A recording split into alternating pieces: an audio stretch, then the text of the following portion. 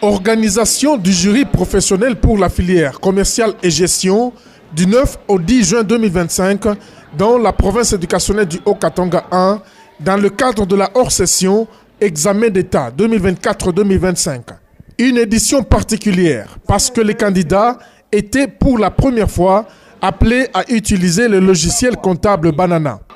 L'inspecteur principal provincial de l'éduc NC Haut-Katanga 1, M. Nicolas Nyangebizi, parle d'une conformité à la nouvelle réforme dans ce sous-secteur de l'éducation. La plupart d'entreprises utilisent maintenant la comptabilité au WADA et nous, au niveau de l'éducation nationale, plus particulièrement dans l'option dans la filière commerciale et gestion, à l'époque on appelait commerciale administrative, on enseignait encore la comptabilité générale, le plan comptable général congolais. C'est qu'il y avait maintenant une certaine inadéquation entre la formation et l'emploi. Au niveau de l'école, l'élève, l'apprenant, était en train d'être formé en plan comptable général congolais, au moment où, sur le terrain, c'est la comptabilité OADA qui est d'usage, d'utilité. Il fallait alors une adéquation entre la formation et l'emploi.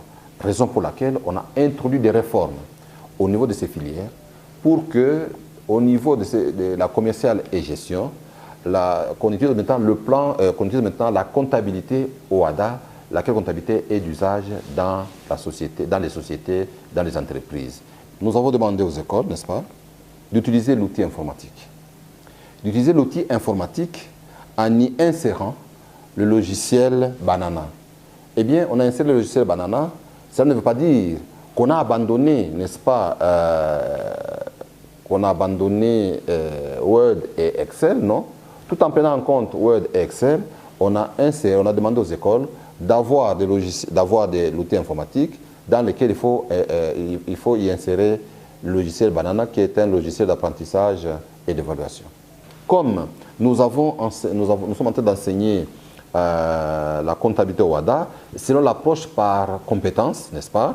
Et nous avons aussi procédé à la formation des enseignants sur l'évaluation selon l'approche par compétences. Parce que, actuellement, dans le cadre de la situation d'intégration écrite, comme aussi dans le cadre de la situation d'intégration pratique, c'est selon l'approche par les compétences. Déstressés et confiants, les élèves finalistes soumis à cette épreuve à Lubumbashi attestent que l'utilisation de ce logiciel est la voie la plus aisée de passer les écritures et produire les états financiers.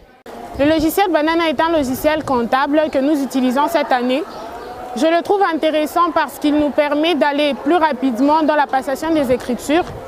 Il nous fait gagner du temps et il nous aide aussi dans tout ce qui concerne la comptabilité en général. Ce qui m'a permis de travailler ça avec rapidité et qu'on a déjà eu ça, on a déjà eu à travailler maintes et maintes applications dans la salle qui est juste derrière moi. Et ce qui m'a facilité encore plus, c'est que les logiciels sont très fluides. Les machines marchent très bien et j'ai eu la facilité d'être aussi bien encadré, donc je n'ai pas eu beaucoup de soucis. Au-delà que la province éducationnelle du Haut-Katanga 1 soit placée sur une position de choix en termes d'adaptation à cette réforme, quelques défis restent à relever. Nos produits se distinguent quand même par rapport à cette filière. C'est distinct. C'est que nous sommes quand même sur la bonne voie. Ce que nous pouvons demander aux autres formateurs, aux autres enseignants, c'est de continuer à bien former nos enseignants en ayant à l'esprit la qualité. En ayant à l'esprit la qualité et en suscitant bien sûr l'usage de l'approche par des compétences.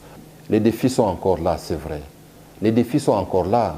Nous voulons encore davantage, n'est-ce pas, former les enseignants, recycler les enseignants. Même ceux qui avaient été formés en 2014, il faut qu'ils soient encore de nouveau recyclés. Et même d'autres peuvent être formés. Vous savez que nos écoles, nous avons des écoles des milieux urbains et des écoles des milieux ruraux. Eh bien, il faut éviter que nous ayons une éducation à double vitesse. L'objectif pour nous, ça a été fait, c'est d'arroser cette formation à tous les enseignants de la province, qu'ils soient du milieu urbain ou du milieu rural. Mais le besoin en formation est encore permanent. A signaler que c'est dans un climat de sérénité et de calme que s'est passée l'épreuve des situations d'intégration pratique, CIP en sigle, dans le Haut-Katanga 1.